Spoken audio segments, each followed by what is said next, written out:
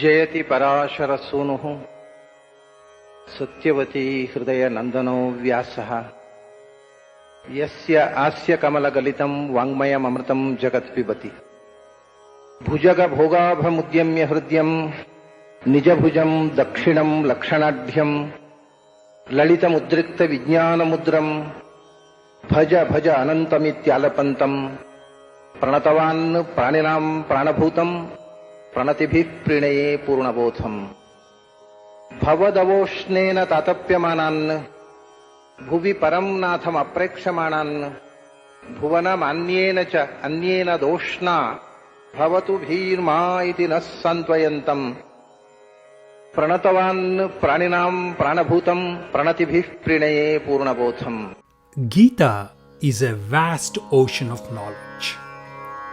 None of the vessels in our home are sufficient to store the ocean's contents.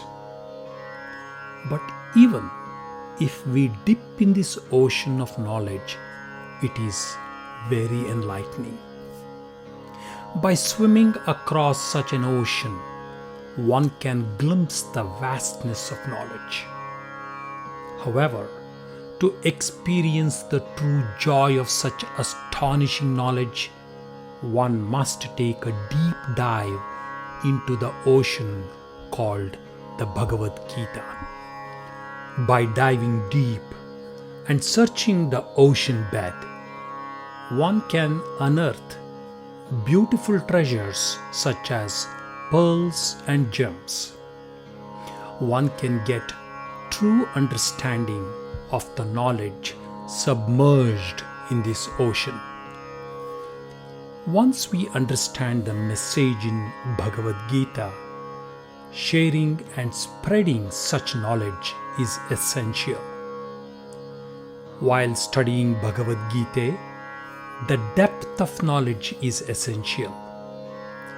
It is not sufficient to have surface knowledge.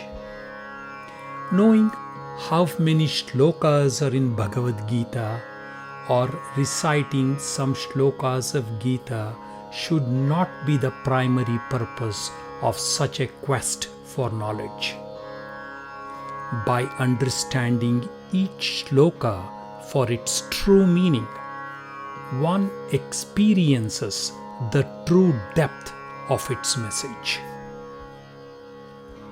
In the last talk, we saw how we worship the Lord of Fire by performing yajna. We also established the causal connection. Food sustains all living beings. Food grows due to rains. Rains happen due to yajnas. The karma of people performs yajna.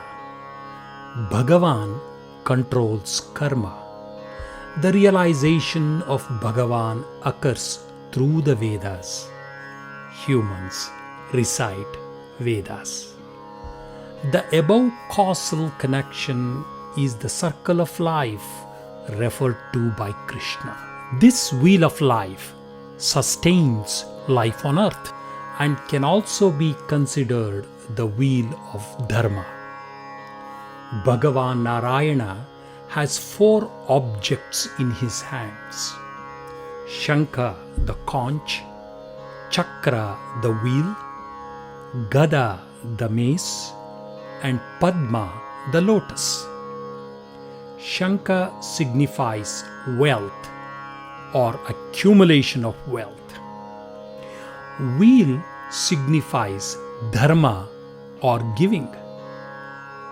Gada signifies instrument for the control of kama or pleasures. And lotus signifies peace or moksha. Bhagavan also uses the chakra as an instrument to destroy the evil forces on earth. Destruction of adharma. While describing the wheel of sustenance, Krishna also elaborates that one who lives for his pleasures and ignores the dharma is just wasting his time. His life is devoid of meaning. At the same time, his death also has no meaning or significance. We also saw the causal connection between yajna and rain. It does not mean that every time there is rain, there has been a yajna that caused it. Normally, rain is an act of nature and happens according to the season of the land. However, when the rains do not arrive on time, it can result in significant losses to the farmers. Our ancient folk believed that the Lord of Fire controlled the acts of nature, and hence performing yajna removed any obstacles that prevented the rains from coming on time. The intent behind the yajna is to remove any obstacles that prevent the normal occurrence of the natural cycle. King Dasharatha performed yajna to have children after none of his wives conceived for a long time. The fruits of the yajna gave him the children he aspired for. Another aspect of yajna is very interesting. The traditional fire pit to perform a yajna is made up of 360 bricks. The bricks symbolically represent the number of days a year, approximately. Shatakriti describes a man who has completed 100 yajnas. Thus, his life expectancy is 100. Living a life dedicated to the worship of the Lord is a yajna. We arrive on earth with a predetermined lifespan and with an expiry date. When our date of expiry comes, we have to leave this earth. When Krishna reveals his Vishwarupa form to Arjuna, Arjuna is terrified at the sight of everyone, enemies, friends, and relatives disappearing into the mouth of Krishna. Bhagavan is the Kala Purusha. Arjuna realizes that we are not the doers. We are just instruments playing to the music composed by Bhagavan. Our true nature makes us do what we do, and our true nature is none other than Bhagavan. In Rig Veda, there is a beautiful mantra many of us chant as part of daily prayer. Nishusi da Ganapate Ganeshutva ma ahur viprataman kavinam. This is a chanting to pay respect to the Ganapati, who is the Lord of all Ganas. The Ganas refer to our sense organs. We welcome the Bhagavan to reside in our Indriyas to ensure their proper functioning.